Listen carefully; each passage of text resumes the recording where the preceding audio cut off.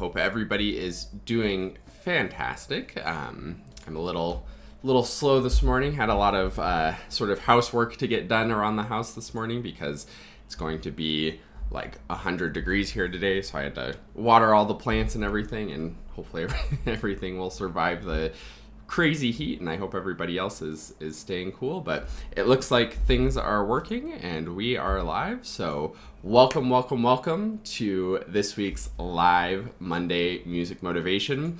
Today I'm going to be talking about something that I think is a really easy trap to fall into, but there's also a really easy way to get out of it. And I think it's really super duper important that we're kind of actively thinking about this. And this is going to be sort of a little mindset shift for most people, I think, that I really encourage you to take some time and think about it and unpack it a little bit, because it can make a huge difference in how much you enjoy your music journey and how much you actually grow on your journey.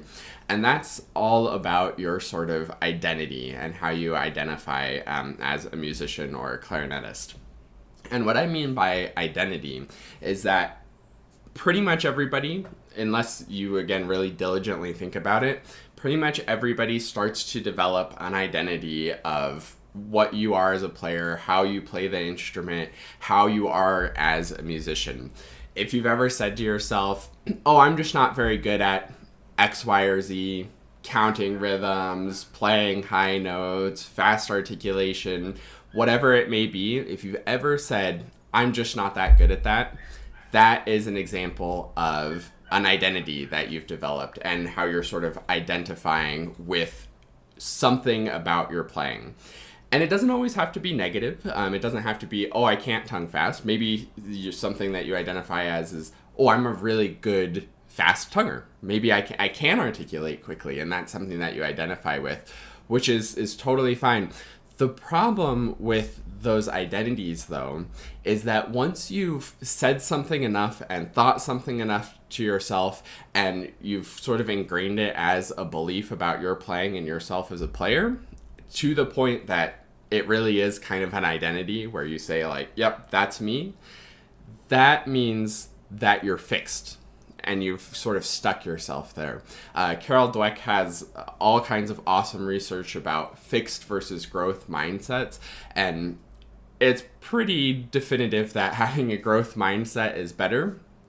But when you're sort of stuck and fixed and say, let's run with the articulation example.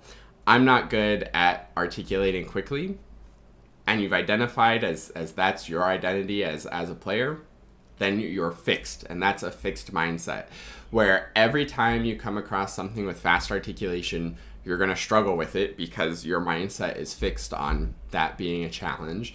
Every time you try to increase your articulation speed, you're going to struggle with it because you're fixed. That's my identity. I'm not good at fast articulation. End of story.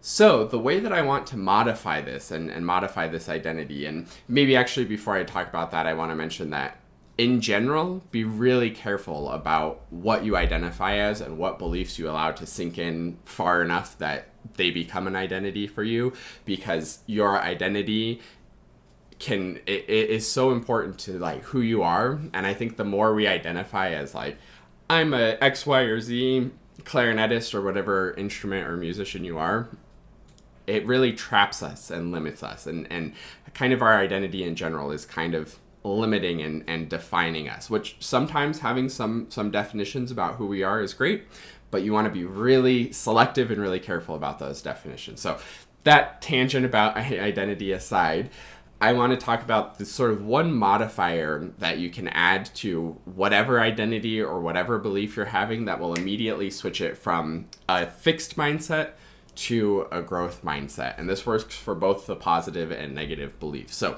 let's again take the articulation speed one. All we need to add is a modifier of time. So for articulation speed, say, I'm not very good at articulating fast yet or now. And adding that little modifier of time, you can see how it opens up a whole possibility of like, I can't do this skill at the moment, but I have the potential to be able to learn it, and I have the potential to be able to do it in the future. And adding that tiny little modifier is so important, because now it's not a fixed identity of yourself. It's actually an obstacle, something that you're working on right now. And that gives you clarity for what to be working on, so that you can continue moving forward to the next level and continue progressing on your clarinet and music journey. So that little modifier of time is so beneficial. And again, it also works for the other side of it, of positive things.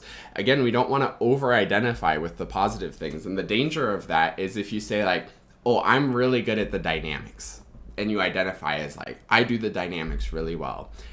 Then what happens when you're in a rehearsal or something like that, and a conductor says, oh, I don't like your dynamics very much? Then it shatters your whole identity, and your ego is totally crushed, because you're like, oh, I thought that was one of my strengths. I identified as being really good at dynamics, but that conductor didn't like my dynamics, so now what am I good at? If I'm not good at dynamics and I can't articulate fast, then you sort of completely lose your sort of self-worth. And again, that's the trap and the issue of putting too much of your identity into your playing, is that it can easily be sort of crushed by just one comment from a conductor or a colleague or something like that. So same thing goes for the positive things. I'm really good at dynamics now, or I'm really good at dynamics on this piece. Adding that little caveat of time, again, even on the positive things, leaves room to grow, where that's where I'm at now, but I could always be better. And that's the beauty of music, is that there's that infinite skill ceiling. You can always be getting better. So that's my little inspiration and motivation for you today, is first of all, be very careful of how much you identify with any aspect of your playing, or even your playing in general. Add that time modifier to any thought that's relating to your identity, so that you can always have growth and continue moving forward on your journey. And last but not least, we have to fill out our practice template. I haven't done mine yet, but you can sort of see there's last week's and then what it'll look like for this week. You can go to quickstartclarinet.com/get started to download this exact template, or you can recreate it for yourself. Go to date for the week, reflection on how things are going, your goal for this week, and then your plan. And I think all of those components are important. Your reflection is going to sort of tell you how things are going, so then you can set a goal to know where you want to be going, and then you make that plan and you schedule those practice times to actually get the work done and actually implement your goal for the week. So fill out your practice template right now. Really be conscious and have really good consideration of where you're at as far as your sort of mental beliefs around your identity.